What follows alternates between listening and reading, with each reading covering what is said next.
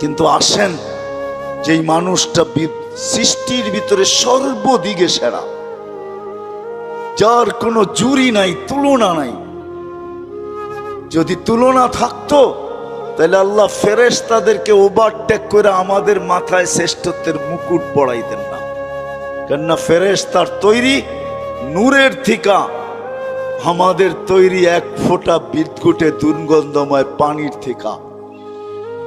ফেরেশতা নাফরমানি করার কোনো ক্ষমতা নাই, আর আমরা নাফরমানি ছাড়া থাকতে পারি না, ছাড়ার কোনো ক্ষমতা নাই। 24 ঘন্টা আমরা নাফরমানি করি, নাফরমানি করাই আমাদের স্বভাব। ওই মানুষটার মাথায় শ্রেষ্ঠত্বের মুকুটটা পড়াইতেন না। ফেরেশতাদেরকে অ্যাবাউট কইরা আল্লাহ আমাদেরকে শ্রেষ্ঠত্বের মুকুট পড়াইছেন। আসেন, শেষ জায়গায় চলে আসছি, চলে যেতে হবে।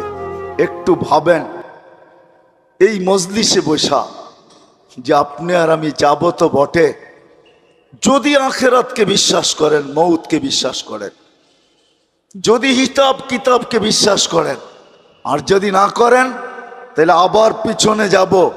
মেসেজ কোরআনে দেওয়া আছে, তোমাকে বিশ্বাস করতে আমরা বাধ্য করব।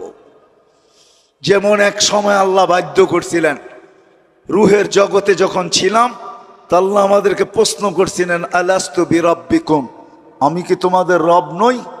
ওই দিন কিন্তু স্বীকারোক্তি দিতে বাধ্য ছিলাম, ক্বালু বালা। হায় হায়, যে আজকে বলে গড ইজ নাথিং, ওর রুহ ওই দিন স্বীকারোক্তি দিয়ে আসতে হয়েছে যে আপনিই আমাদের রব। যদিও এইখানে আসার পরে ভুলে গেছে, আল্লাহ বলে তোমাকে আরেক দিন বাধ্য করব, তুমি চিৎকার দিবে আর বলবে, রব্বানা ইন্নানা আবসারনা ফারজি'না আমাল সালিহা ইন্না লা মুকিনুন।